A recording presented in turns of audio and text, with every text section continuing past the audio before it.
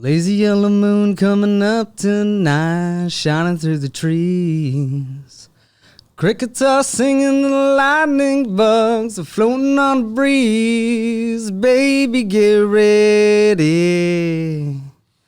Across the field where the creek turns back by the old stump road. Well, I'm gonna take you to a special place that nobody knows. Baby, get ready. Ooh, you and me going fishing in the dark, lying on our backs and counting the stars where the cool grass grows. I love ringers, man. Were you practicing or you good? You're that good, huh? I do a lot of karaoke. I don't doubt it, man. That was job well done, Joe. Thank you very much, man. That was a great opener.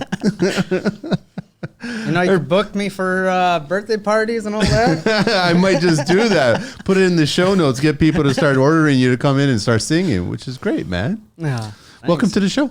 Thank you. I'm glad to be here. Thanks for, first of all, reaching out to me. We've got mutual friends, Laura from My Plumbing Adventure. Yep. And then also Dave. Dave Davies? Dave, or what's his handle again? Oh, I think it's Dave.Davies, I think it is. I can't remember exactly. I think so. But yeah, no. And then you went to school with them. Yeah, I went to Sheridan College with them this past semester. That's how you bump into them, eh? Yeah. Just a small world. It's a tiny construction world. But yeah, I'm glad that you reached out and then get you on the show. And then I was like, yeah, for sure. I'd love to have a conversation with you, man. So I'm glad I made it on time. Yeah, no, you made it on time. Perfect time. You brought a guest. We have a spectator. I always like having spectators on the show. We might acknowledge her once in a while, every so often, I guess. But if something comes up, I can verify if that's true or not. Yeah. She'll tell you. She won't hesitate. Let me do a quick. Okay, so Joe Debruge is here. Morrow's Morrow's Plumbing and Heating. Correct. Out of Perry Sound. Yeah. But primarily you're a volunteer firefighter. Or second, what is it? So my full-time job is more plumbing. Okay. And then I guess volunteer-based fire department. It's kind of fitting, eh? Like fire and water. Pretty much. Isn't it? It's kind of the same, right? Let me do a quick shout out. I got Adeline's hoodie on. Thank you so much. I appreciate it for sending me the swag, all kinds of swag that you sent me. So I really appreciate that. And I'm like, this show is going to be an interesting little gamut because you've got a bunch of experience on the plumbing side, also firefighting and all kinds of shit. How young are you, man? I'm 31, but I have 14 years in the trades. So you started young. Yeah, very young. Started very young. Why'd you choose the trades? Because I like working with my hands, and honestly, I can't sit still for a very long time. Was everybody in your class, I mean, that would have been high school years, right? I'm just assuming more and more people are getting into the trades if they're from that area or not. So the problem nowadays is what I'm finding, and we have a young kid that he's going in the grade 12, but he's doing his co-op with us. Okay. And what I noticed when I left my high school, and probably other people can contest to this throughout Canada or Ontario, is that they're taking the trades out of the schools. Oh, they totally are doing that. Like when I went to school, it was metal shop, automotive, yeah, small engines, AutoCAD, wood shop. Most of those aren't there anymore. They're gone. Yeah. What I don't like is that they purposely have taken the trades out of the schools. At that point, I think is a critical point in a person's career options list. And then they're using it as a political speaker box moment, saying that we need to get more people into trades. But you guys are also the same people that are responsible for taking the interest out of trades. So why should we listen to you now? Because you're using it as a media bite to get elections, get votes for the elections coming up. It's wrong. You should have never taken it out. You should have educated your guidance counselors, your teachers, and let them understand that trades will and should always be an option for every person in any city. Doesn't matter if it's small town, big city, doesn't matter what country, it should always be an option. It should be there as relevant as any other career. It should always be, and let them decide. But if you take it out, how can they make a decision? No, I totally agree with you. Like, it's crazy to think that, all these kids nowadays, like you could see it all over social media. Like these kids just want to be influencers. Stars. And, stars and become, famous overnight, like that Hawk Tui girl, Oh, God, I hate that. Yeah, me too. Don't even get me started. I hate that, yeah. But you fall into a place where, and correct me if I'm wrong, more people are retiring than people are getting into the trades. Oh, no, it's 100% true. It's a And- fact. 4-1 or something like that. For every 4 that's leaving, only 1's coming in. And it's not good. So do the math. Like kids nowadays, even the younger generation, you're just like, go get me this or do this. And they're just like, what do you mean? What is that? How do I use it? Or they don't have any sense of common knowledge where you would have got it through school doing these trades, because the guys that were teaching you were in the trades for years, 30, 40 years. They're in the trades and they're your teachers. And they don't have that anymore. Here's a picture that I'd love to paint for you. And this was just coming across my mind the other day, where I was like, okay, at some point I'm going to finish construction on little projects that I want to do around the house, right? And I won't need my entire arsenal of tools, right? But in the back of my mind, because I have a hamster going on there and I'm constantly thinking about things, I started thinking, which tools am I going to keep just as a basic homeowner ship tool arsenal? You know what I mean? Yep. But then it got me thinking about, how many garages do you look into people's homes? How, when I remember being a kid, which is a long time ago, every garage has some sort of makeshift tool kind of accessory. They had a selection of power tools. They had definitely a selection of socket wrenches and all kinds of stuff like that. And then they had hand saws maybe. They had a bunch of stuff. But when you look into people's garage today, none of them have that. No. Like nobody has that. Nobody is like buying a set of tools just to maintain the home. And they're not doing it because homeowners don't have the knowledge to maintain their home. That's the scary part. No, that's 100% correct. Like up where we are, we deal with wells, septics, lake pumps, all this stuff. I've had people, especially through when COVID was going on and the housing market went stupid crazy. Yeah. It was funny. You'd go to a service call and these people are like, we're backed up. We're just like, okay, I understand that. Well, that's why you called us. They're just like, okay, where's the sewer system? It's just like, what sewer system? They're like, the city sewer system. These are new homeowners? Yeah. Like new cottage people that like came up, bought a cottage and was like, yeah, I got a cottage now, but they have no clue how to run it. They're just like, where's the sewer system? It's like, they're on a septic system. Well, what's that? What's a septic system? So you're sitting there explaining everything, and they're like, no, the problem's inside. And it's just like, no, we got to find the septic first. Yeah. So we dig up the septic, unclog the baffle, whatever the problem is, get them cleared, and they're just like, well, aren't you coming inside? No, we'll flush a toilet. I guarantee it'll work now. Or just small things like that, like we're out of water. Is the city going to come? It's not the city's problem. Like, there is no city. You're on a well. You're in the middle of the forest. What are you talking about? I've never done this. I've seen septic tanks be installed brand new and replaced, but I've never cracked open an existing one.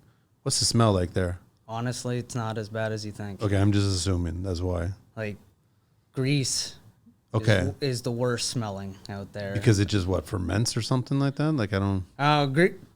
For a septic tank, like, you'd think, oh, it'll smell like crap. Well, not really, because the bacteria inside's just... It does what it's supposed to do. Yeah, it's deteriorating, Yeah. it's eating away, it's creating bacteria. When you crack the lid, you get a little bit of a smell, but it's not until you start disturbing everything is when you get the bad smell. That's why if people that are watching, they've been around honey trucks or septic pumpers. It's similar. When they're pumping and you get that putrid, it's because they're just stirring everything up. All the sludge that's been sitting down there for years just gets stirred up, and that's all you smell.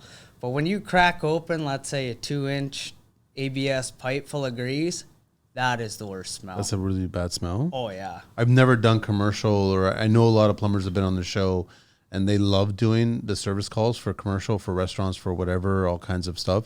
And because there's great money in it, because it's constant problems. Like the way it's set up and what is thrown down the drain is insane. Yes. And then what builds up is insane. And then grease traps and all kinds of stuff like that. I can only imagine what that funkiness is like. It's not only commercial for like grease. Like you get people that think that they could just throw bacon grease, chicken grease, any type of grease down their kitchen sink, and then they wonder why it doesn't work anymore. Like I've been to places where we've had to cut out probably 15, 20 feet of pipe, and it's solid. Just cake, okay? Like our snake goes through it, but when you pull it back, it just collapses in on itself, and you have to replace the whole thing because they just do years of it. And the best part of these people are you go, so have you thrown anything down there you're not supposed to? I know what the reply is. No, never. You know what? We're super conscious. We never do that. We always make sure no grease goes down. We put everything in the garbage. And then you show them it. They're just like, oh, well, we might do it a few times. That's why, like, for me, when I do plumbing, most of it's service work. I don't like rough-ins. No, you don't like new construction, like building it out? No? No. Why? Why? Why? Yeah. Because I don't like being in one spot for a long period of time. I don't like dealing with contractors that are just hounding you, saying, we have a deadline, got to do this, got to do that. I love doing service work because people are appreciative of what you do, and it's different every single day.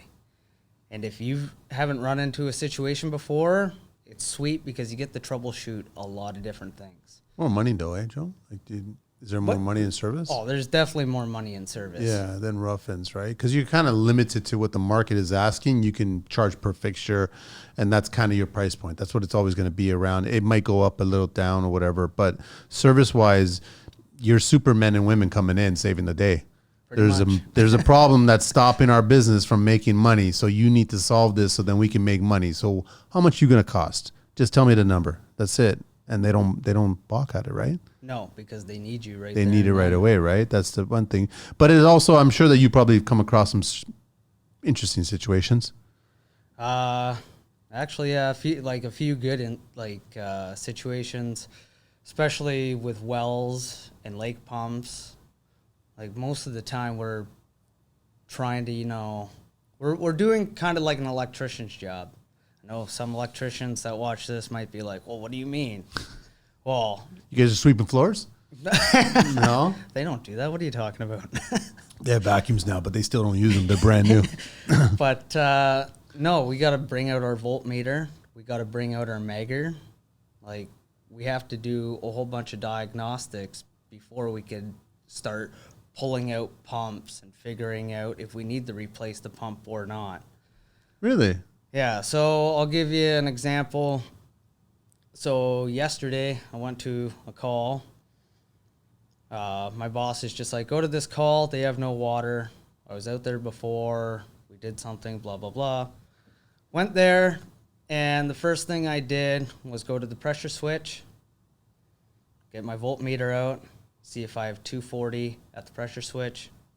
Nothing. So trace the cord back up the wall. There's an old shut-off switch with 2 fuses, the screw-in fuses. Oh, okay. So we deal with that too. Way up north in bumfuck Perry Sound, is like Dave would like to say. Yeah. We have places that have fuses and very old electrical units. Where do you buy fuses these days? Canadian Tire, I guess, still? Canadian Tire, Home Hardware. Okay, stuff yeah, like that. I think even Home Depot sells them. Really? Yeah. Okay, all right. And so I went up there. There's 220 amp fuses. Check the fuses with the voltmeter again to make sure that the ohms are there. Make sure it's not blown. And? They're not blown. Trace the cords coming into it from the panel. 240, nothing. Go back to the panel. Realize that their breakers aren't working properly.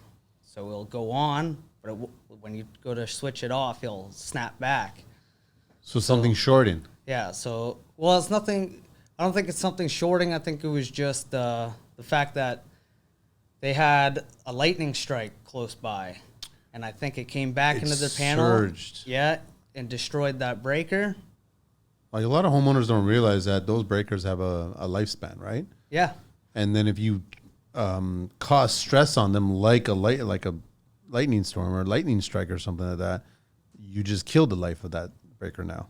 Pretty much, and that was pretty much all it was. So my boss came, replaced it. Just the one breaker?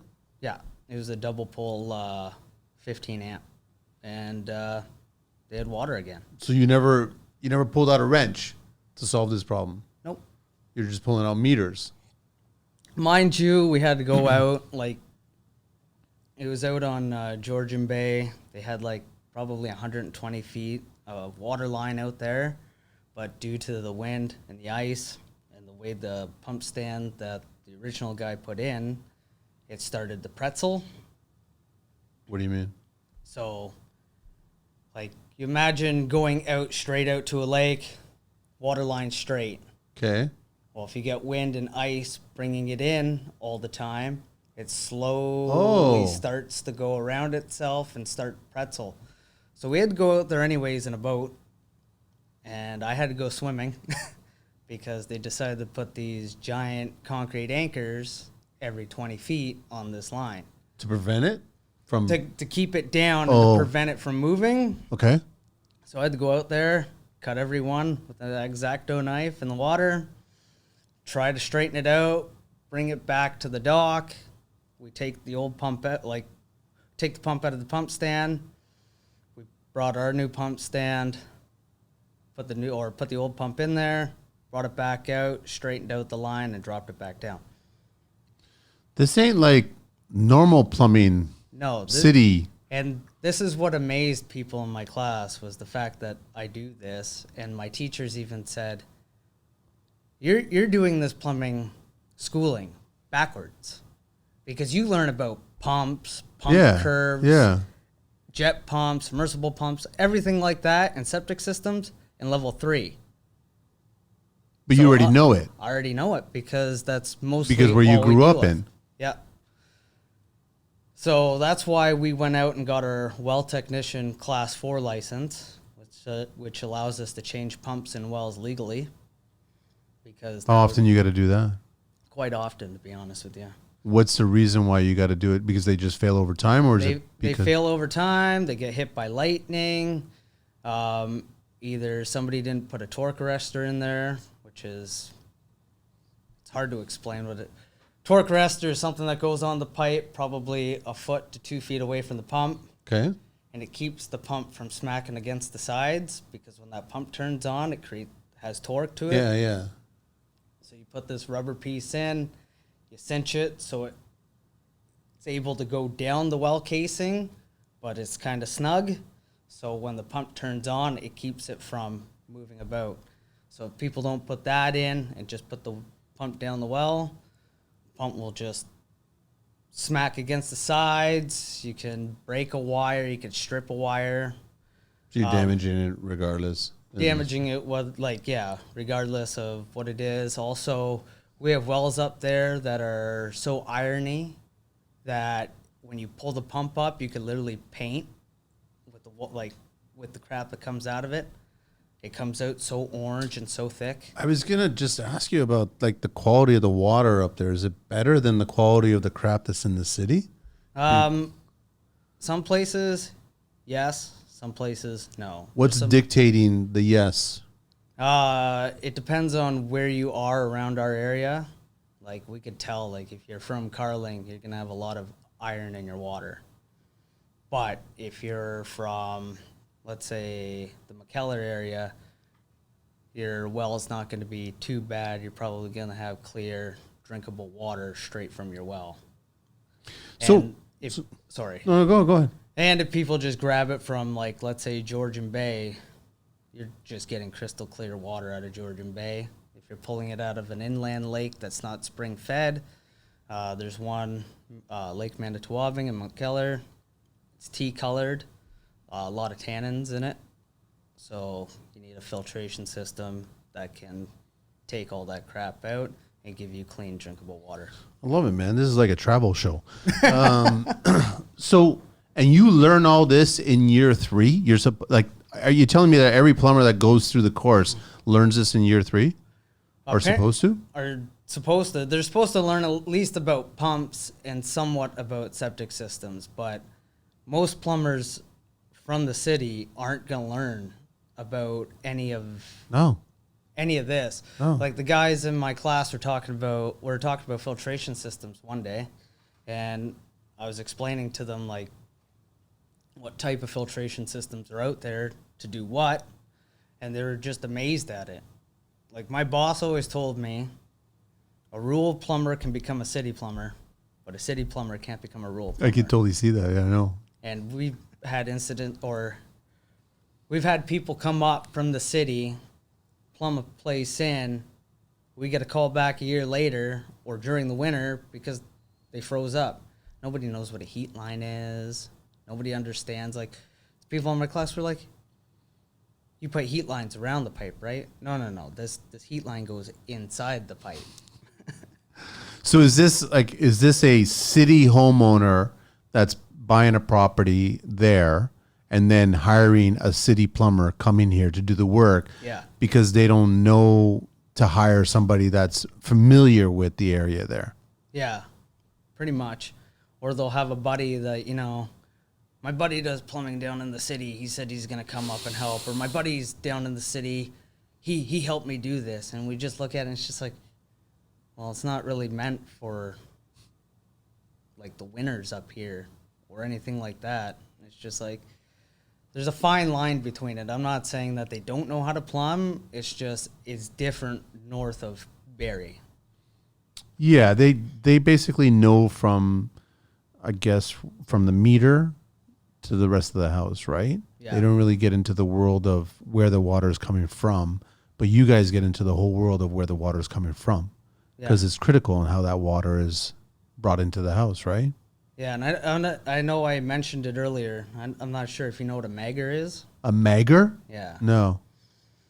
It's more or less like a voltmeter. Okay. But what it does is it tests the insulation of the wire. Okay, I know. Yeah, we've used it in heated floor systems where you have to test. There's a meter that you can test the sheathing. So the durability of the sheathing. Yes. Yeah, so that would be encompassed in that same meter as well, which is part of ohms and the whole. Listen, it's class for me, and I literally have to read the instructions to go through it. So I can pick it up, but I haven't touched it in a while. Okay. So like when we have a pump that's down, you can ohm it out, and it could be perfect. But the sheathing. But if you put the magger on it, it'll tell you that it's leaking out somewhere. There's electricity leaking out somewhere, and that's critical, especially in lake pumps, because most of these lake pumps are beside beaches that kids and people swim at. So if you have electricity leaking out into the water, it's an issue. Yeah, it's definitely a dangerous situation, and that's why people need to be mindful when they're changing pumps or when they're checking pumps. Do your due diligence and make sure that later on it's not going to kill somebody down the road or yourself. So being a plumber that doesn't hop into a truck or a van but hops into a boat to do some work, Pain in the ass. It's a pain in the ass, I can imagine, depending on the time of the year as well, too. Probably nice now. The water's relatively nice and the weather's good and shit. But when it comes to the colder, which is the majority of the time, how's it dealing with wildlife? Like, I can only assume that wildlife don't care that your pumps are here. They don't care that these lines are here. They don't care any of that shit. No. For the most part, wildlife stays away from it. Okay. The first time in 4 years working with this company was yesterday, where I noticed that an animal actually got into, you know the big O that people put around their foundation for water drainage and that? Yeah. Well, we use that for water lines. We'll insulate the water line and then run big O over it. Okay. Just to keep the wind and elements off of it so it doesn't freeze during the winter. Yeah. Or it doesn't get damaged. Yeah. Well, an animal chewed through a hole through that and then chewed through the wire and must have got electrocuted. But doing diagnostics and figuring things out and doing your ohms tests and all that, you figure out there is a break somewhere. So that's how we found that. But that's probably the only spot or part of wildlife that we run into. Like if you notice a bear or a rattlesnake or something of that nature. You guys have rattlesnakes up there? Oh, yeah. Actually, I'll tell you a funny story if you don't mind. Go ahead. Shoot, man. I'm surprised there's rattlesnakes in Ontario. Oh, yeah. Did someone bring it up from the States, or what's going on there? It's the Massasauga rattler, and actually Perry Sound is the largest supply of anti-venom for the Massasauga rattler. We have that many of them here? Oh, yeah, there's tons of them. Okay, what's the funny story? Because I don't know how you can put a funny story to a snake biting somebody, I guess, but okay. Well, you asked me other things about my life. Well, when I worked for the Ministry of Natural Resources and Forestry, don't know if you remember, what was it, 4 years ago, Perry Sound 33, the big wildfire that was just... Oh, yeah. Well, anyways, I was on that fire. What they do is they drop you in by helicopter, you make up your base camp, and we honestly, in the M&R, love making outdoor shitters. Like, we had different designs. Anyways, went one morning, and then I look over to my left because I hear something, and I shit you not, there's a rattlesnake about a foot away from me. I looked at him, and I was just like... Pants are down yet or not? Oh, yeah. Fuck! Mid shit here, so there's no getting up, no nothing. I was just like, I looked at him, I was like, you keep your business, and I'll keep to mine. Was he being defensive? No, he was okay. Far enough that he wasn't being defensive yet. Okay, all right. But you could hear him rattling, but honestly, it's not the big rattlesnakes you got to worry about. It's the small rattlesnakes. Why? Big rattlesnakes, they know how much venom to give. So when they bite you, it'll either be just a bite or it'll be like a low dose of venom, where a younger one, a juvenile, will just give you all the venom at once. And that's the dangerous part, is the small. And then how long do you have before you gotta get the anti-venom? You know what? That is a good question. I'm not going to bullshit. I have no idea. I have no idea. I have no idea either. Crazy. So either way, it's an emergency. Yeah, pretty much. Doesn't matter. Just boogie to somewhere to get the, holy cow. All right, so now you're a plumber, and you're dealing with snakes, and you're dealing with... What kind of animal bit through the pipe? Through the... Probably chipmunk or a squirrel or something like that. What the hell was he thinking? Enough. Like, what was he thinking? Like, I'm going to bite through this. Build a house? No. I don't know. My only thought was probably a home, because it had a heat line in it, so it probably stayed warm enough in the winter. Okay, that makes sense. And he probably wanted to make a home in there, and for some reason they like eating wires. Don't know why. Eating wires. To build a nest or something? I guess so, but he learned the hard way not to eat wires. Well, we catch that in the city all the time, where you get a mouse or whatever, they go through certain electrical boxes or the panel itself, and the carcass is there depending on how much time it's been. It could just be bones or it could be fresh or whatever, but that shit happens all the time. But in your neck of the woods, literally, I mean, like, you got a bunch of elements, right? So you're learning all this stuff. You already knew all this stuff because you were working with the conservation, right? Well, I was working for I only worked for the Ministry of Natural Resources and Forestry for 2 years doing wildland fires. It was just too much for me to get a place up in Sudbury because that was the closest base to me. People wanted 12-month contracts, and my contract only went for 5 months because it's only throughout the summer. How stressful is that job, man? Like, you're called in when the shit's going on. Pretty stressful. When Perry Sound 33 went on, that whole summer was stressful because you'd literally fly out. So what they do is they give you 14 days on, 2 days off. Okay. So if you go out to a fire and you're on it for 2 weeks, they have to fly you back to have 2 days off. And then you could go back for another 2 weeks. I mean, you burn yourself out. No pun intended. You can burn yourself out, but I mean... But it was a sweet job. I loved it. Why? Oh, man. You're in a helicopter. Oh, I love helicopters. They're great. Just going. These helicopter pilots... But you're going into a fire. Yeah. Oh. As I told you, man, I've been a volunteer firefighter for 14 years. Yeah, but, okay, I guess a house fire is somewhat controllable. You know what I mean? Depending on what point it's at. But when it comes to a forest fire, there's not much control going on there, is there? No. Like, you can You could try to slow it down. Like if you call in the bombers to come, the water bombers, they could try to slow it down. But if you get a good enough fuel source, high enough winds, that fire will just roll. And you could hear it on the news that a fire that started out as, let's say, 14 hectares turned into 150 the next day. That's just because of wind and fuel source and how dry it is. So was that the fire that our current government talked about that's all contributed to climate change? Or were there actually Liberal MPs there igniting these fires as you guys were trying to put them out? Which is the truth?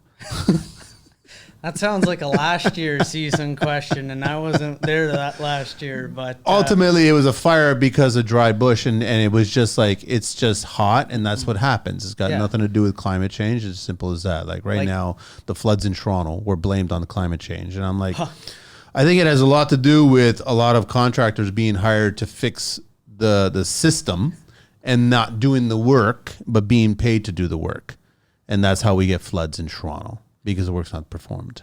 Yeah, and probably your infrastructure too. Like, it's funny, if Mother Nature was a person, your mayor would find a way to tax her over the amount of water that came down.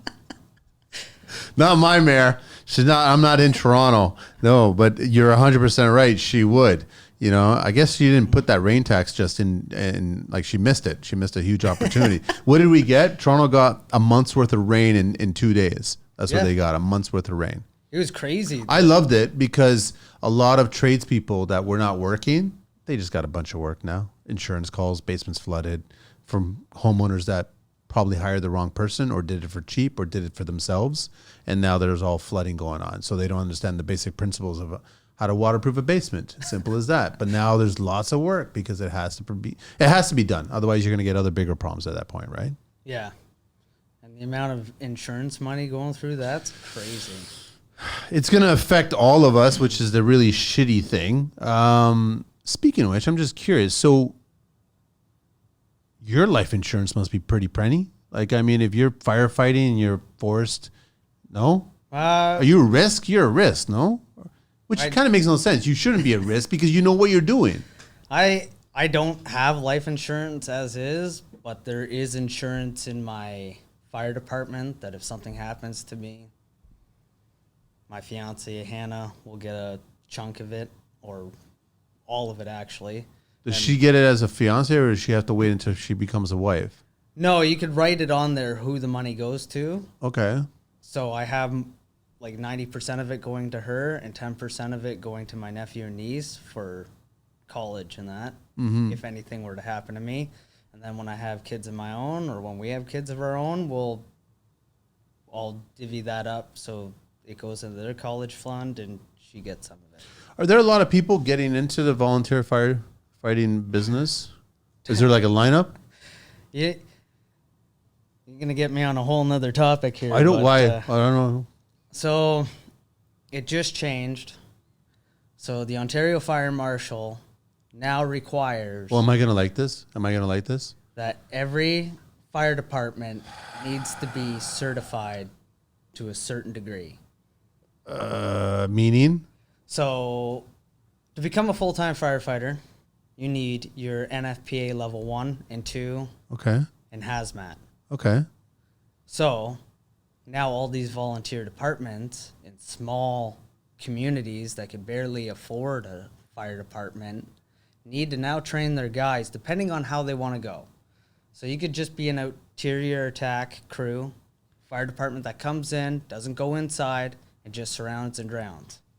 Or you could be a fire department that goes in, full service, goes in, saves people that needs to be, goes into the interior fire, knocks it down, does hazmat, does motor vehicle collisions, stuff like that. But it's all depending on what your department wants to do. Well, the Ontario Fire Marshal now is just like, hey, you guys need to be certified to this.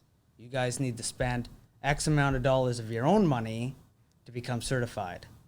There used to be a college in Gravenhurst, the Ontario Fire College. Okay. And it used to cost pennies on the dollar to send somebody there for a week. For the training. To get training done. Well, what are they asking now? It's closed down. They closed down the Ontario Fire College in Gravenhurst, and now if you have to go to, let's say, Southwest Fire Academy or something like that. What was the reason why they closed it down?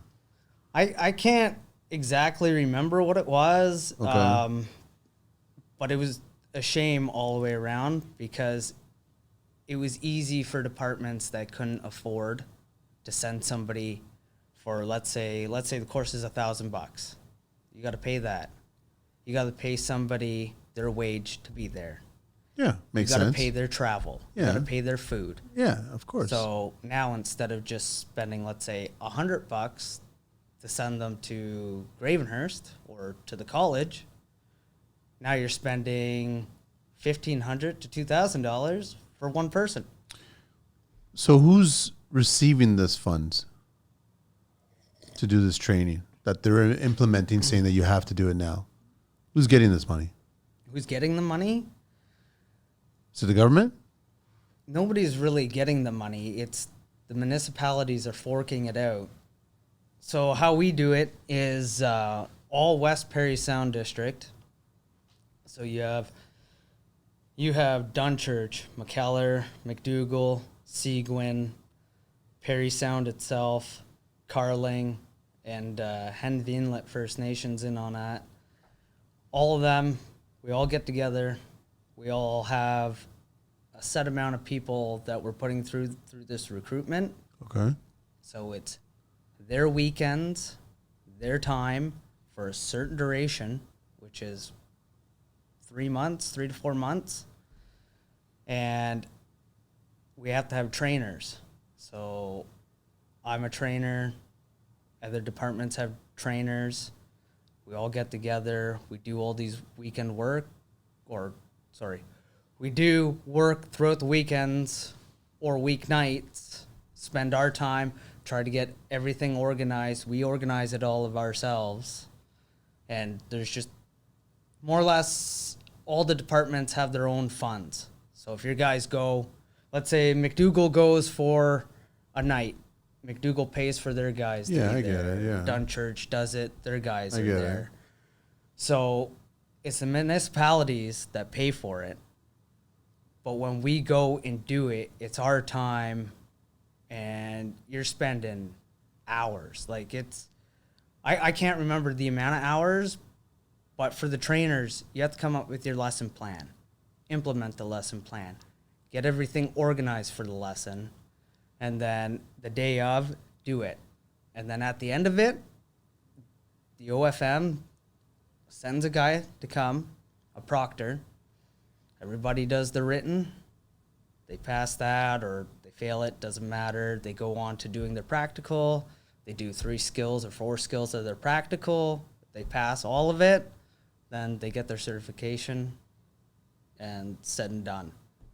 So has there been an increase or decrease of people doing the training as a result of the government implementing this now? So you have younger people that are getting into it, and this is where the problem's going to lay.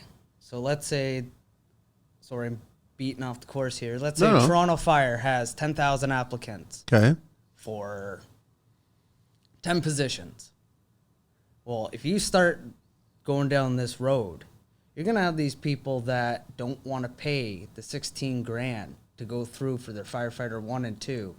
Go to these volunteer departments, become a volunteer, get certified, then leave to try to go to full-time. That's how I'm seeing it right now. Yeah. And these younger people getting in, yes, they're interested, they enjoy it, but all the older people that have been there since the dawn of time that aren't certified. They're being asked to be certified as well, too? Yep. Even though they don't need the certification? Well, everybody needs. Technically speaking. So the OFM way back in the day did a grandfathering thing. Yeah. If you're in the service for so many years, you got grandfathered in. They got rid of that? Well, they haven't done it now. Now they have a thing called a legacy thing, which isn't quite the same. So you could do stuff in your own department, but if you get called on a mutual aid call, let's say McDougall goes to help McKellar, and McDougall has people that are legacied, they can't go to that call because they're not covered. So, Sorry, it's go. just a weird concept and a weird way how things are going, because our department got started from volunteers. yeah. Our stations got built by the volunteers themselves. Yeah. On their own time. Yeah. Their own dime, because they had to keep getting donations in and funding to build it, to get the trucks and this and that. And you have departments that are still like that are still trying to get donations, that municipalities aren't quite helping them, and you're expecting these people to try to get certified and try to have all this time put into it. Even the guys that have been there for 30 years.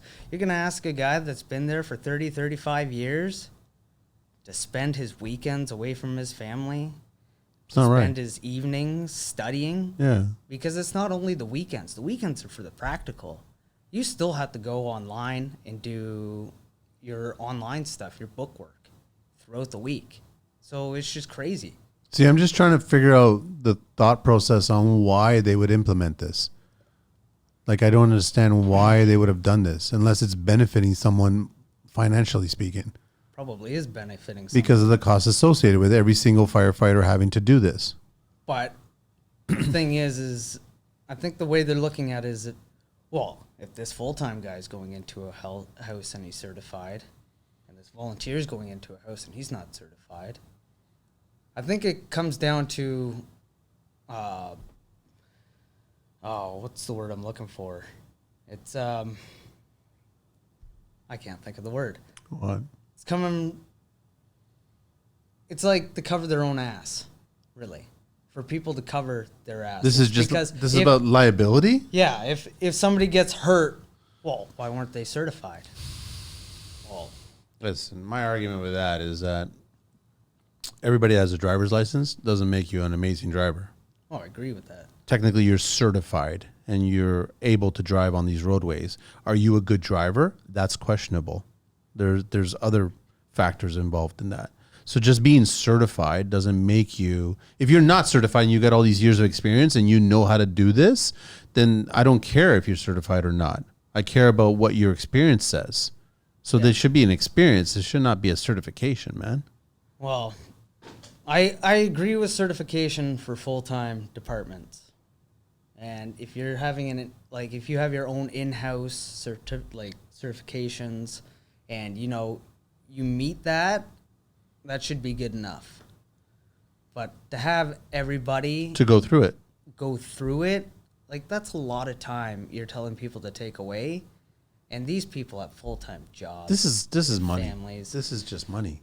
It probably is money. Just like the testing to become a full-time firefighter is just money. Because you have 3 stages of OFAI to do. Each one of those stages costs money. And if you fail it, you got to pay money to do it again. Start all over again. And it's only good, some of it's only good for 6 months. Okay, so you don't do the forest anymore, No. but you're still doing the firefighting and you're doing the plumbing. Which is the first love? Firefighting for sure. For sure? Yeah, I started that when I was 17. So are you going to get fully certified? I did. Back in 2016, I went to Festi Fire College Okay. in Mississauga. Okay. And I did 4 months of it, and I got fully certified. And then I went back to my volunteer position. Oh, sorry. Just My pull bad. it out closer. So I'm just trying to get an understanding of it. I'm trying to figure out. It's just, listen, Ontario, first of all, specifically Toronto, is a very corrupt place. Simple as that. People who are demanding things to get done are corrupted to get things done their way, not the right way, which is a shame. Because then all it does is, and I go back to the wood shop, I go back to the high schools. You've gotten rid of these things, and so you've gotten rid of the options to get people to come into this industry.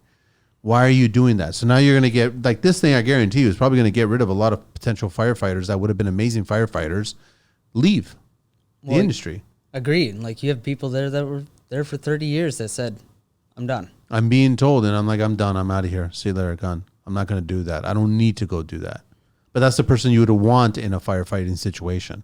Yeah, and it's somebody that's given up 30 years of their time to their township, to the people that live in that township, to go out at 2 o'clock in the morning when they get a call, when they're asleep, or to get a call at 12 o'clock in the afternoon, leave their job to go help somebody in need. Mm-hmm. And now that person's just like, well, I can't give up my time. I can't give up more time, so I can't do this. Sorry. What's the most dangerous part of being a firefighter?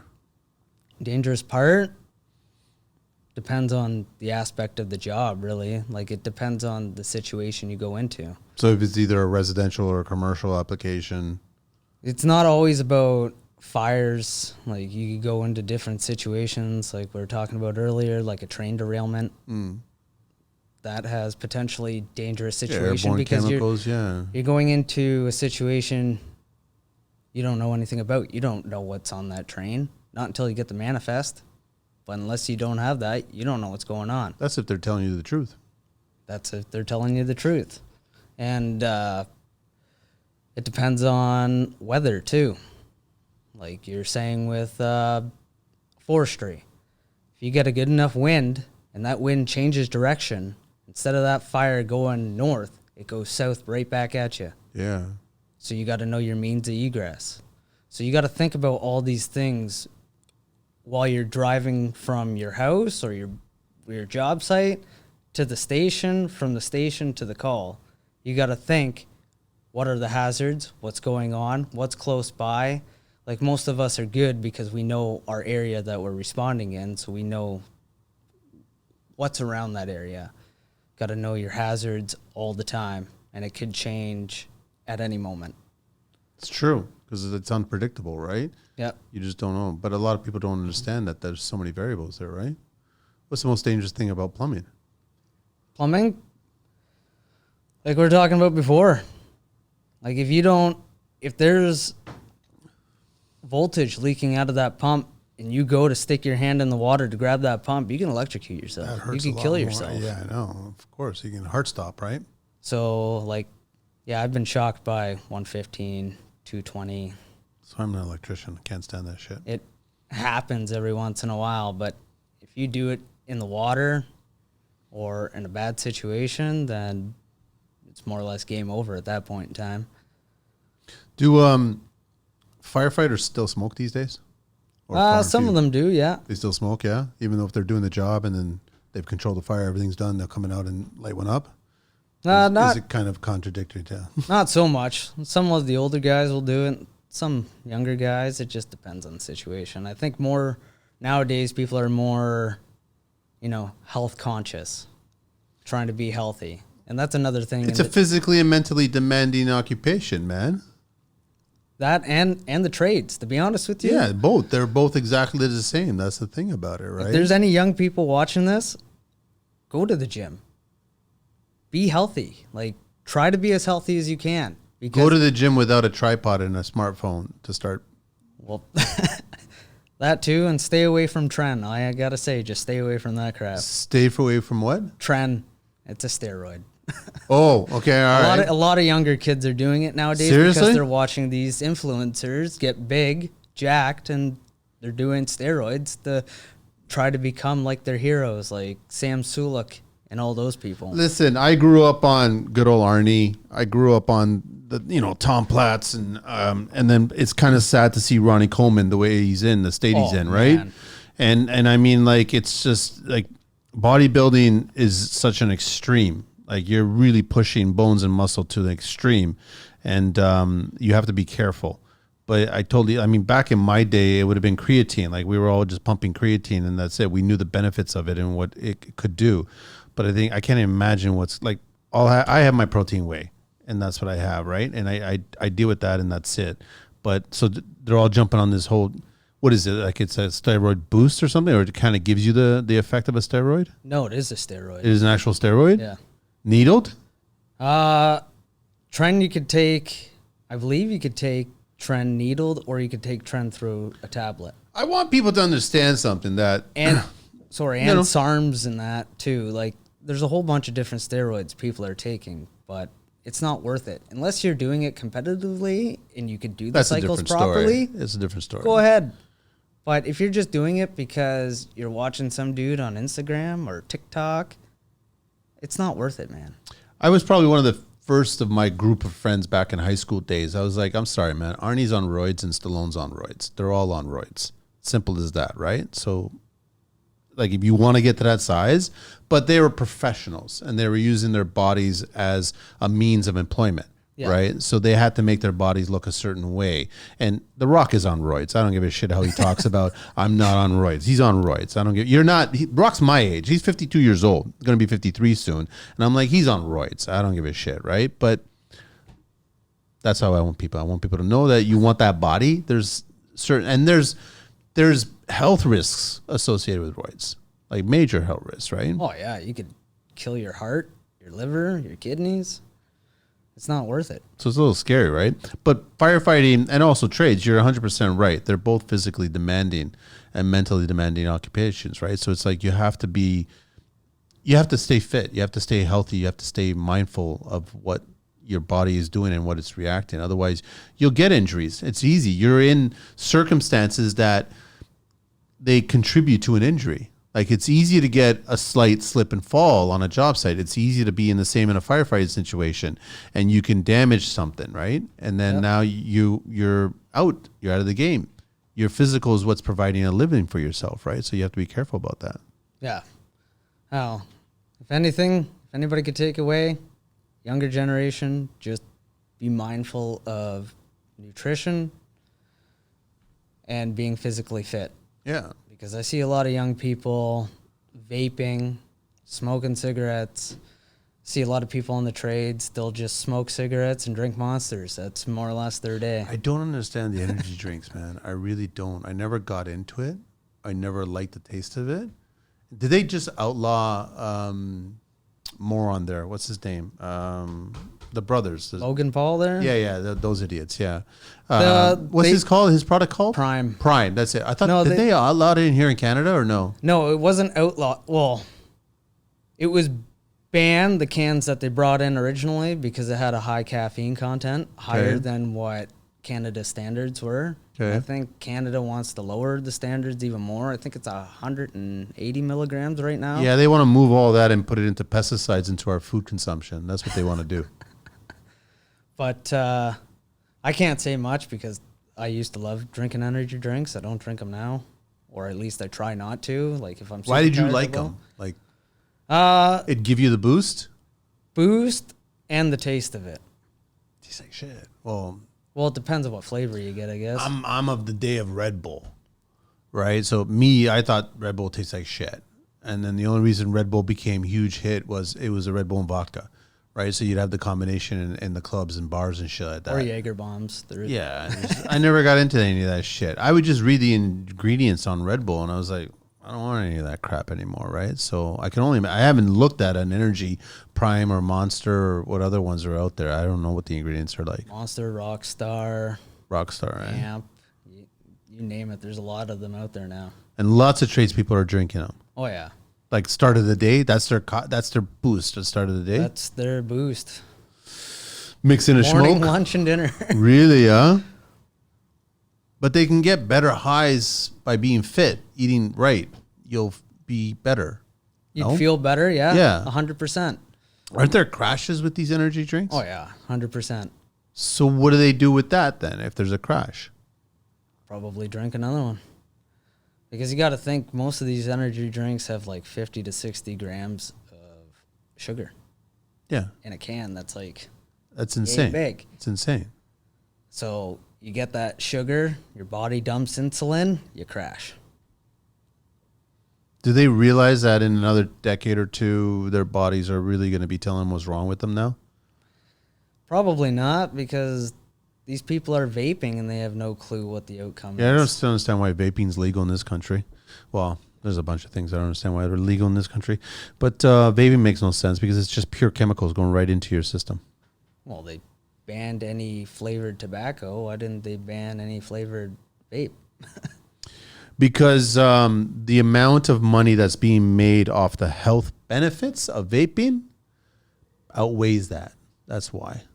It all comes down to the fine dollar and who can make the most. Simple as that, right? I'm waiting for them to try to ban cigars, right? Then I'll have issues at that point, right? But they can't change cigars, right? So No, not really. all they can do is just import tax on it. That's all they can do.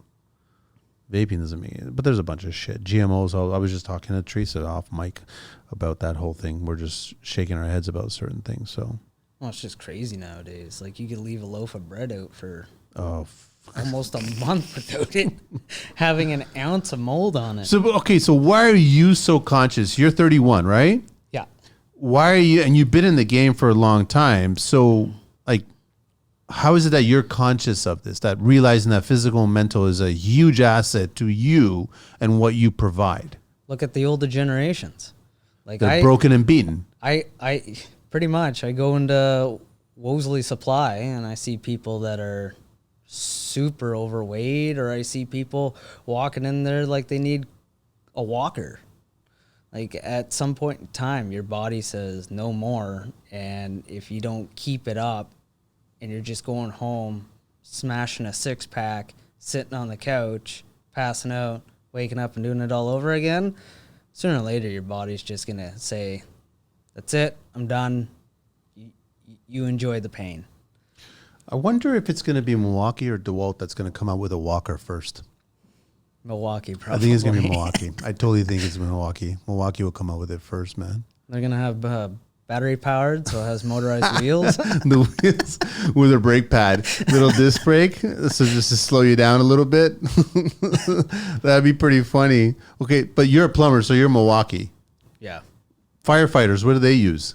It depends. There's a variety. There's a not loyal. variety of things, and Okay. most of the tools that we use can be interchanged with, like, Milwaukee or DeWalt. Yeah. That's what I figured, right? But I know my department is mostly DeWalt, and it's just because our deputy chief loves DeWalt. So, But what are we talking about here? It would be quick cuts and what, like sawzalls and quick cuts, sawzalls, even your heavy equipment. So your Auto X tools could all be run by batteries too.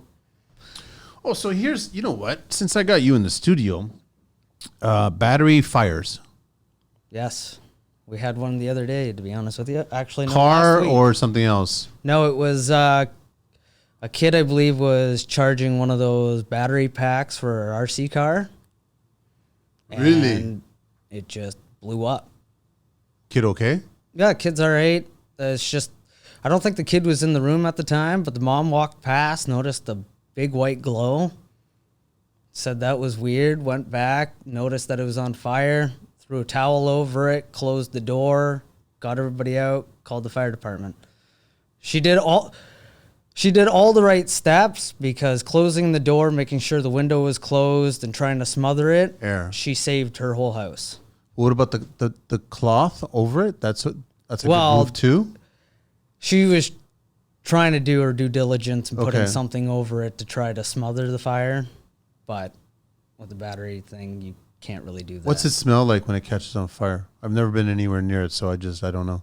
Well, anything that has a whole bunch of materials that burn, like the mattress burnt, the covers burnt, the battery, it just smells rancid, and it just stays on your clothes for a long time. So what's the proper procedure when a Tesla gets on fire or lightning or whatever, a car? We haven't had one of those yet, but I've seen a lot of videos. Yeah, they and- stay back, right? Don't they? Well, a normal, I can't remember the gallons of water used, but a normal car you could use with one pumper truck. Yeah. You could take it out. You don't even need to tie in. Yeah, you Yeah. don't even need extra resources. One truck can do. These Teslas and these battery trucks, you're just constantly dumping water on them. It just won't go out? Won't go out. And they've had it, I think I was watching a video in the States that they had it where they have these new blankets out. Once they get it to a controllable state or somewhat out, they put this over it, this blanket, put it on the flat deck, and they'll escort with the towing company to the tow yard in case it catches fire again. Like, it takes a long time. Even if you think it's out and it goes to the tow yard, it could reignite again. Really? Like, I find these electric vehicles aren't our solution to anything. No. If you listen to the show, you know I'm not a fan of EVs at all. Never will be. Like, we're honestly dreading the day we get an electric car fire. Yeah, because you guys are like, it's dangerous, man. I wouldn't want to be anywhere near that. It is dangerous. And water reacts violently with magnesium and everything else. So it's just not a good solution to anything. You figure like with EVs, the same way that there's certain rules with construction. And now I think in BC, they're trying to implement sprinkler systems in homes, right? The insurance industry is trying to come in now. And the problem is that you're getting a lot of false activations of the sprinkler system. So then you'll have a fire that could have been taken care of with an extinguisher in the house. And now you're dousing the entire house in water. And now you got a bigger insurance problem, right? So that's where the argument is going back and forth, and it hasn't come in. But recently I was like debating with an inspector about installing, making a legal second unit dwelling in a property. And then one inspector was saying that you need a fire sprinkler head in the mechanical room, even though you had a smoke probe in either the cold air return or the heat run, so they can detect if there's smoke in one unit versus the other unit, and it would shut down the gas coming from the appliance, which is the furnace, and then you would not have gas in a fire situation to feed it. So you don't need the sprinklers just yet. But my point is, why can't, if we can design cars that have batteries, and you want to go this whole fucking route about charging batteries and using batteries and going this, I don't understand why we don't make them all solar power or shit like that. But you would figure that there's some sort of kill switch. So when you do get into a battery fire, you hit a big red button in that stupid car and it just douses everything. So you guys are not responsible for putting it out. It automatically does its own, like a sprinkler. Well, you think with all the chemicals out there, they would have something like that would go through the whole battery pack. Yeah. And be instantly encase it in some sort of foam or something. Like, I don't know, something that's like would just put it out. I don't understand why that's not even an option there. Probably comes down to money. They're already expensive. They're already expensive. They're already stupid expensive. To put a fail switch to kill that car if it ever catches on fire, that's not worth it. I guess you're going to wait until enough people die from it. Well, like any situation, somebody has to die in order for it to change. It's the sad truth. Well, it's the amount of people that have to die before you can change it. There's a whole cost analysis bullshit that corporations do, which is scary as hell, man. Like, it's like, how many people have to die before this changes? Well, our quota says about 100. Based on the lawsuit, based on this, based on all this other crap. I know, it's kind of funny, man. Oh, just the sad, interesting world we live in.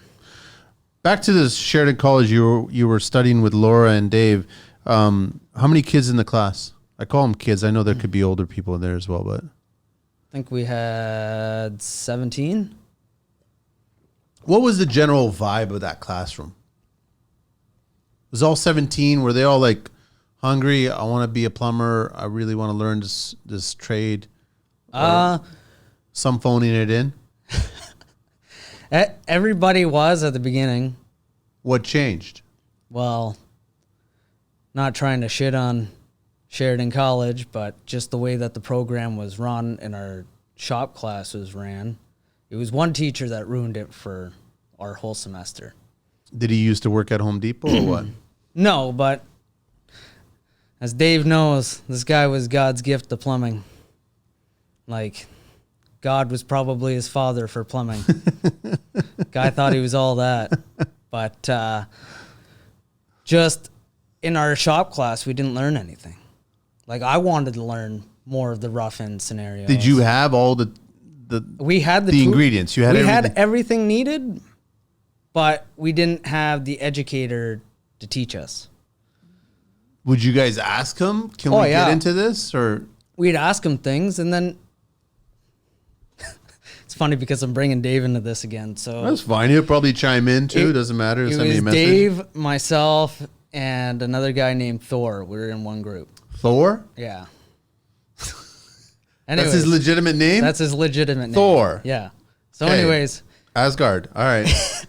We're all in the same group, and we wanted to learn more of the rough ends. Well, Dave's done a whole bunch of rough ends, so Dave could do it. and our teacher wasn't around, so Dave would help. And then when we would ask, teacher's just like, Dave could teach you. And Dave's just like, I'm here like them to learn. Like, are you going to give me some of your salary to teach these guys? You said that? Oh, yeah. How did you respond to that one? Oh, we don't make that much money to begin with and all this other crap. He just jokingly laughed and walked away. Well, they're up on a ladder, or Thor was up on a ladder. Dave was telling him what to do. And then Thor got down. Dave went up and started doing stuff. The teacher yelled at him and said, Dave, you're not allowed to be on the tools. You're just teaching. And Dave's just like, man, what is going on here? This is a joke. And Laura even said the same thing. Like, she went to another college for level 1 and then came to this one for level 2 and was just like, it's a totally different atmosphere. Like, it's more like, it's not the same. She's like, you have to bring your own tools to shop class? Seriously? We're just like, yeah. Yeah, we all had to bring our own tools. Like, the shop supplied some of them, but they didn't supply the tools How much is the course? I couldn't even tell you. Okay. I didn't pay for it. My company paid for it. Okay, I was just curious how much it is, right? What other trades are they teaching at Sheridan College? Electrical, welding, plumbing. They're getting into solar, I believe.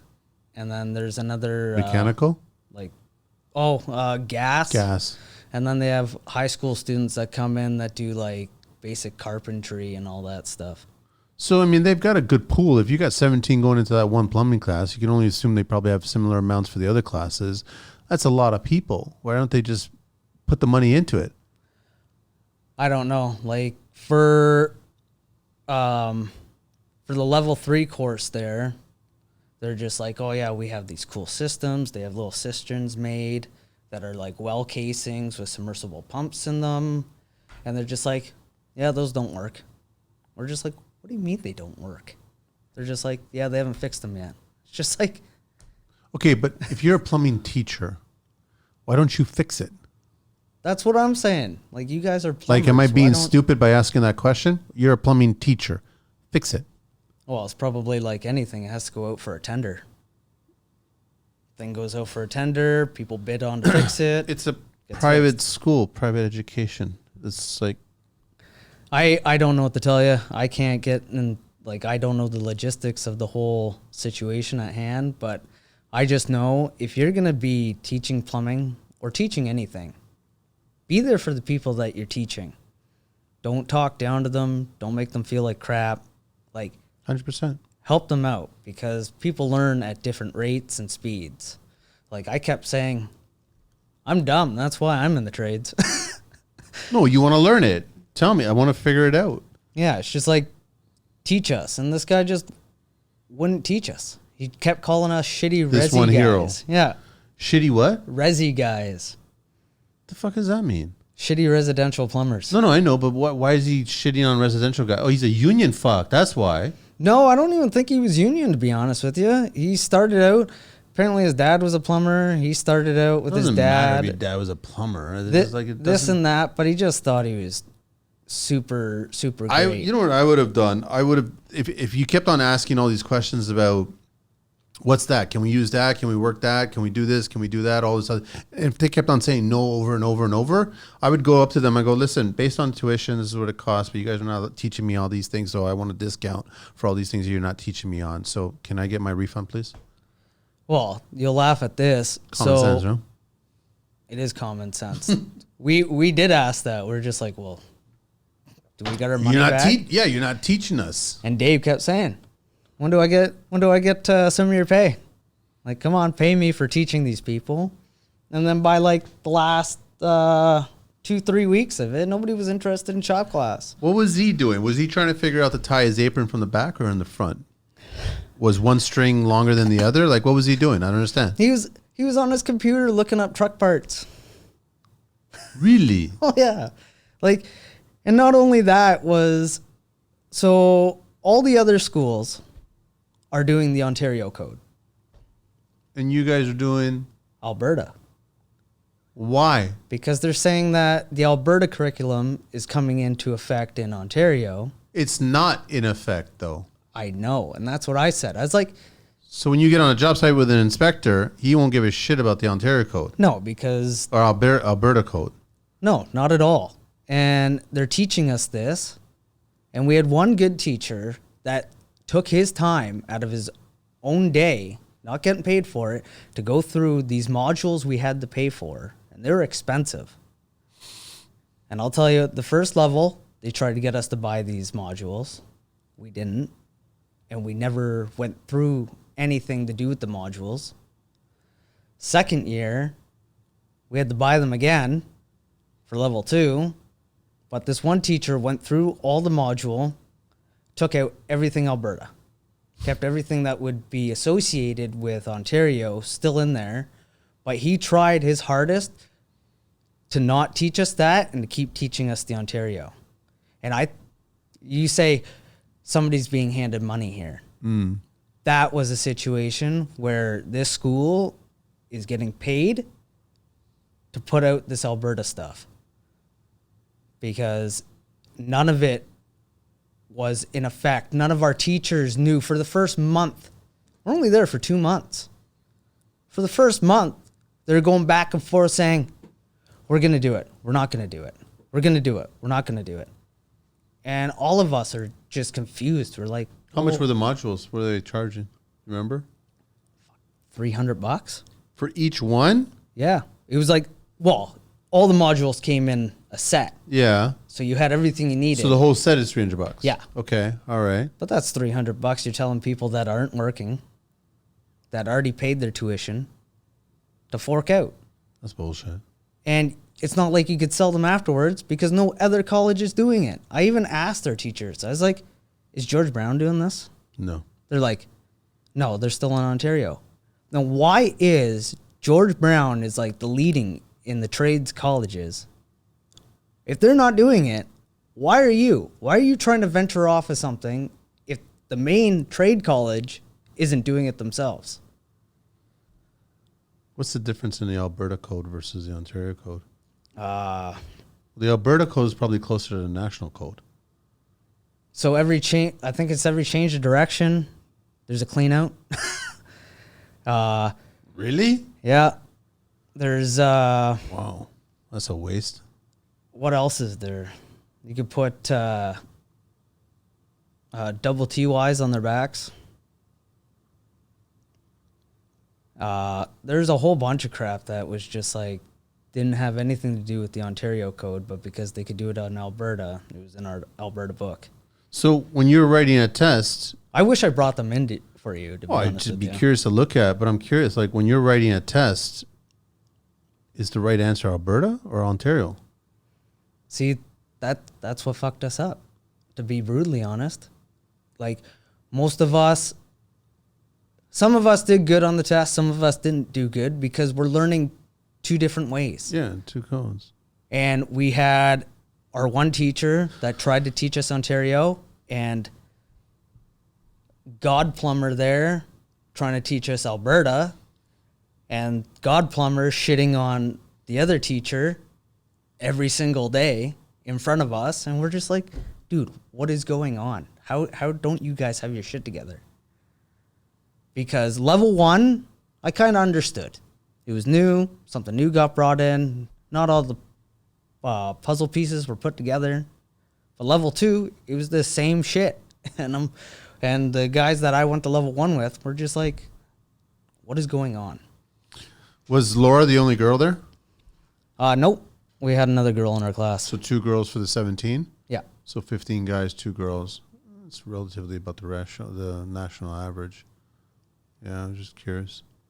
Like, I wish more females should get into the trades. Yeah, totally. Like, everybody that is hands-on, can think fast and on their feet should get into the trades. They're interested in doing the trades. Let them do the trades. Simple as that. Like, there's plenty of work for everybody. Like, it's something that will never die. And where I am up north, like, we're in need of people. It's challenging, man. Yeah. And I know down here, most of it's unionized. Up where I am, nothing's unionized. There's no unions up there. Like, sure, you get paid less than a union person would, but you're always guaranteed work up there. So up there, what's the average fixture rate up there? An average service call? I'm curious. Fixture rate, I couldn't tell you. Because you don't dabble into the rough end of it. I don't dabble in the I mean, rough I ends. haven't spoken to a plumber in a while, but I think it's like here in Toronto, you're probably looking at the low end would be 900, the high end would be 1,200 per fixture, right? That's ballparking it. All you plumbers could freak out and send me a message. I don't care. But service call wise, what do you like?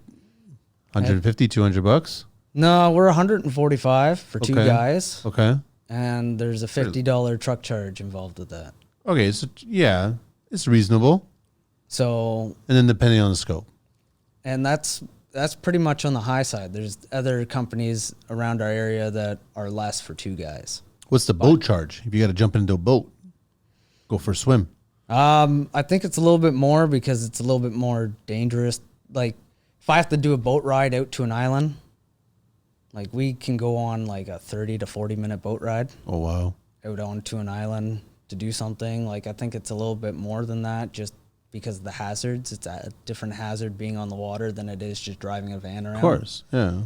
So it's not crazy expensive, but it's just a little bit more than the 145 an hour.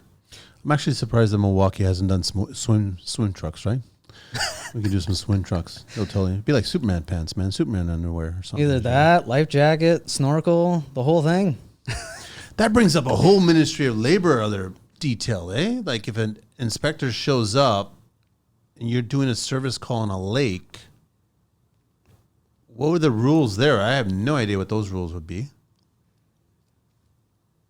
Like, are there Ministry of Labor rules when it comes to you guys as a tradesperson getting into the water to take care of some servicing on pumps and things like that? You know what? Truthfully, I don't know. I don't know. I'm asking. I just assume that if there ain't no about hard hats and safety goggles and shit, like they're gonna be like there's probably something out there. Has to be. I don't know what that is. Like I've done various jobs. Like I more or less worked most of my life out on the water, doing barging, heavy equipment, home and cottage maintenance, stuff like that. I've done out on Georgian Bay, the Point of Barrel area, or the south channel of Georgian Bay and Parry Sound. But there's situations where you can't wear your boots in the water. Like, no, that's ridiculous. That's what I mean, right? That's why I'm going back to Milwaukee swim trunks, right? Like they'll probably be approved by the MOL. I don't know. I could already picture the influencers going on that one. It doesn't matter at that point. But how'd you find working with these guys? How'd you find them, or how'd you connect with Morrow?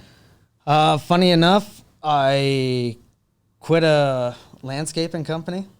So after I left the Ministry of Natural Resources, I got a job doing landscaping and heavy equipment. So I'm trying to get the timeline here, Darth Vader. I'm trying to figure out. So like 14, you're doing firefighting. No. What were you doing at 14? 15. At 15 years old? Yeah. 15 years old, I think I started out pumping gas at a full-serve gas station. But the firefighting you've been doing for 15 years. No, 14 years. 14 years. This September will be my 14th. So at 17, you were doing that. You started there. Yeah. And that started as a co-op in high school.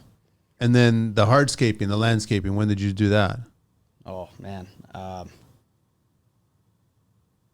Landscaping, I kind of did with two companies. One was the barging company out of Georgia Bay. The other one was more or less a mainland deal. Those two timelines were different. I think it was around 2013, 2014. I did the barging out on Georgian Bay. 2019, 2020 is when I did kind of landscaping, but I didn't do it for long. And then I went into plumbing after that. But like, I've worked for a carpentry company, a big carpentry company in Muskoka, Tamarack Limited. Mm-hmm.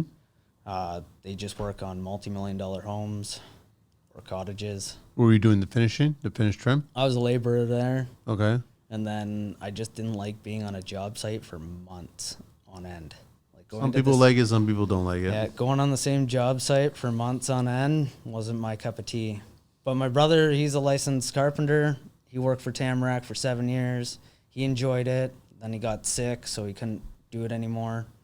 And now he's just doing his own thing.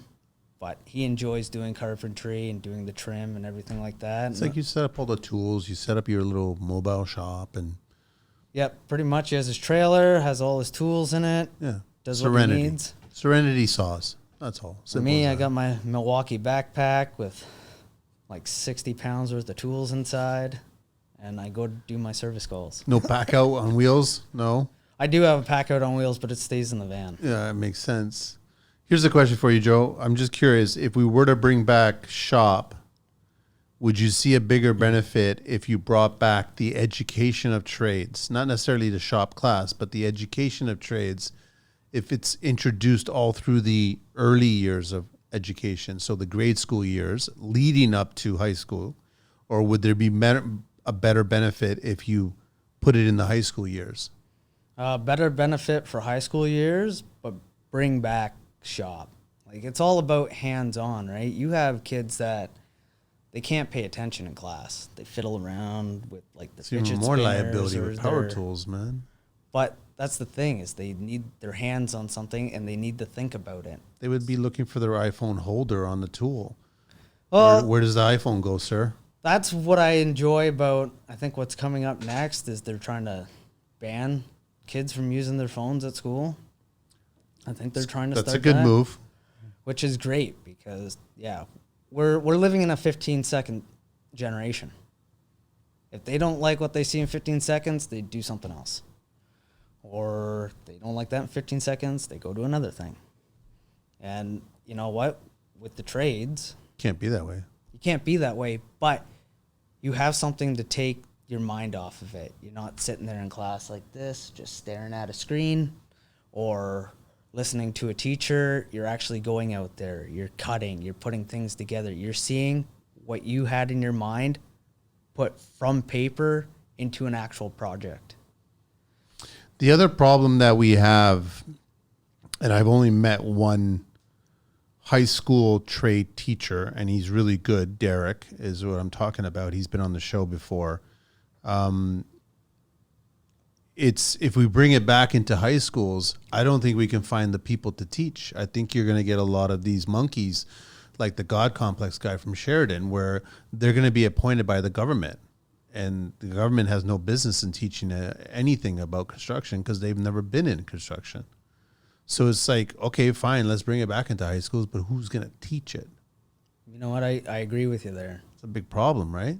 You can't go to Home Depot and start hiring all the guys with gray hair in it because they won't care to teach. They won't give a shit. They're at Home Depot for a reason.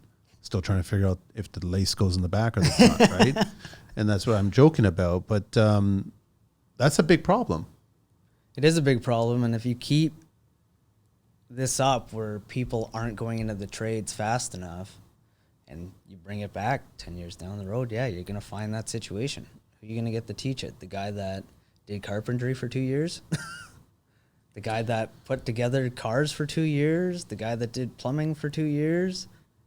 Like, you're not going to get the same education as you would have.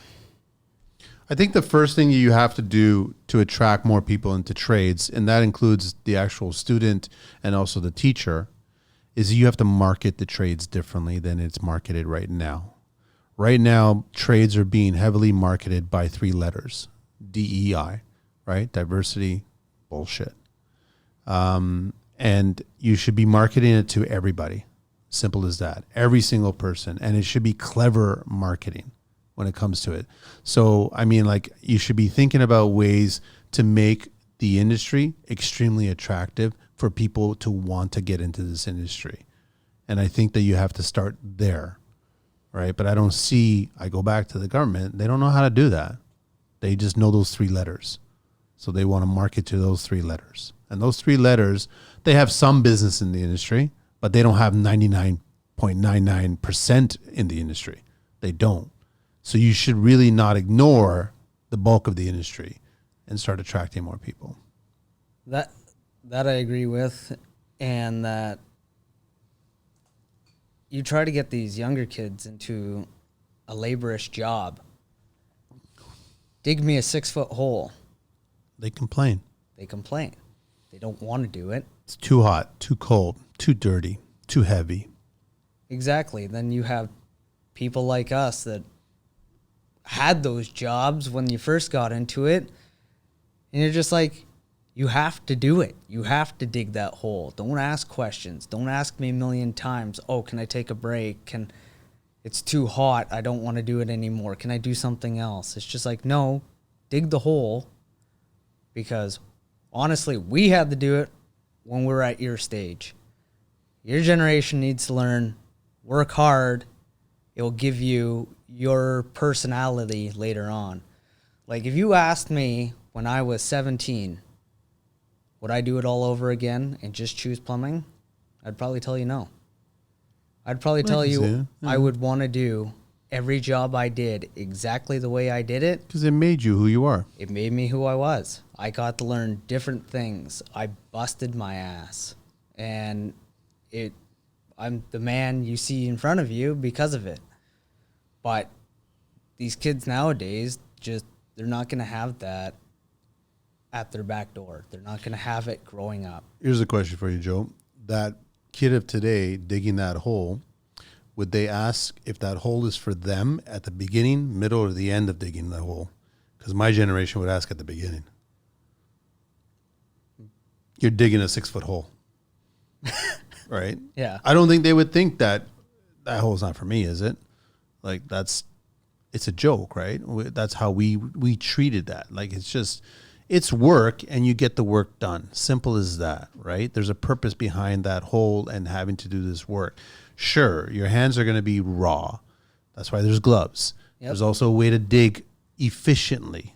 So you need the proper boots on, proper workwear on. Proper shovel. Proper shovel. And then you also need a proper pace. It's not a race. It's a marathon, right? So like I've always been impressed since my day one in construction, seeing elderly tradespeople handle really hard physical labor because they know how to maintain the work.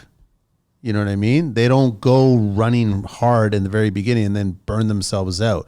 They know what the entire task of the scope is, and then they handle it. They take care of it. Then they get to the end, no problem, right?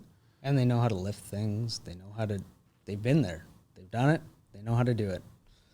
And yeah, a lot of I have a guy that I work for or work with. I think he's 21, and I forget what it was. I took something out of the van, threw it on my shoulder, threw it in the bin. He's like, "How did you lift that up?" I was just like, "You just learn over time what the balancing point is, and once you find that, you could easily just throw it on your shoulder and throw it out." Try telling that to a kid today that instead of carrying one bucket, you carry two so you can balance yourself. It's a lot harder to carry one heavy bucket of something versus carrying 2 buckets of something. And it's more strain on your body.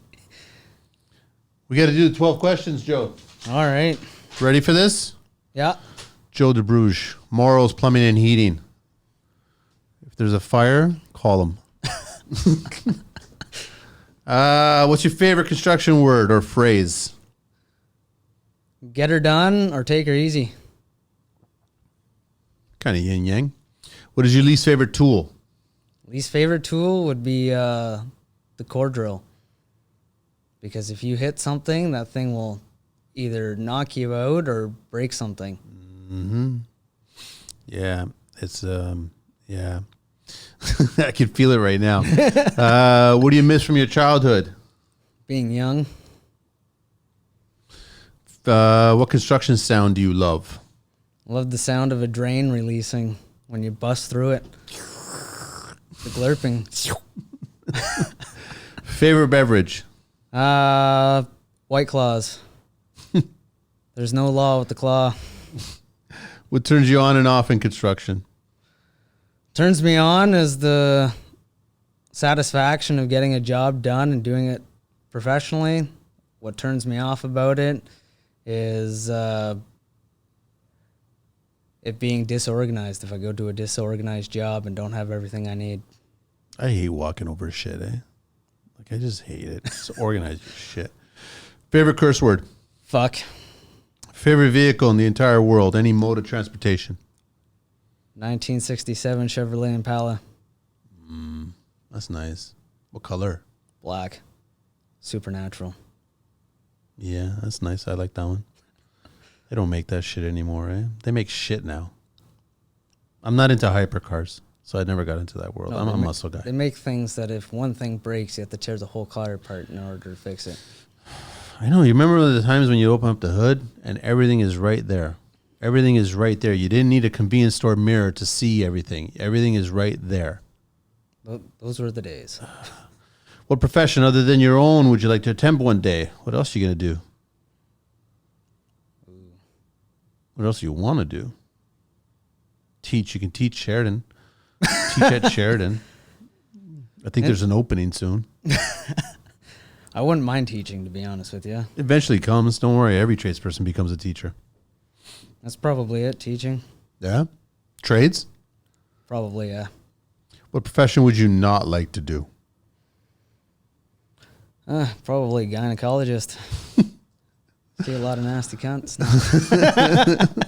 If heaven exists, what would you like to hear God say when you arrive at those pearly gates? When he looks at the sheet and says, this can't be right. You shouldn't be here. Joe, thanks so much, man, for making the trek, and I'm so glad to meet you, and I'm glad that we connected through Laura and Dave there, and all the best, man. Please stay in touch, and I'm sure there's going to be more stories coming down the pipe. Oh, there's always all more kinds stories. of shit, eh? Like, there's all kinds of stuff. Every tradesperson's got stories. They're always being written, so that's what I like about it. I know. Different every day. That's it. Thanks. Say hi to everybody. Well, when was the last time you saw Laura or Dave, or you just talked to them on social media DM once? I talk to them every once in a while. Laura was supposed to come to my stag and doe, so was Dave, but they're busy. So I think the last time I saw them was the last day of our schooling. When are you guys getting married? October 5th. Okay. Here? Or somewhere else? You guys are going someplace else to do? There's a golf course by Perry Sound, Seguin Valley Golf Course, and we're getting married there. Okay. Nice. Well, congrats. Thank you. All the best. Thank you very much. And thank you for letting me be on the show. No, thanks for the invite. So, thank you. That's it. We're out of here, Angelina.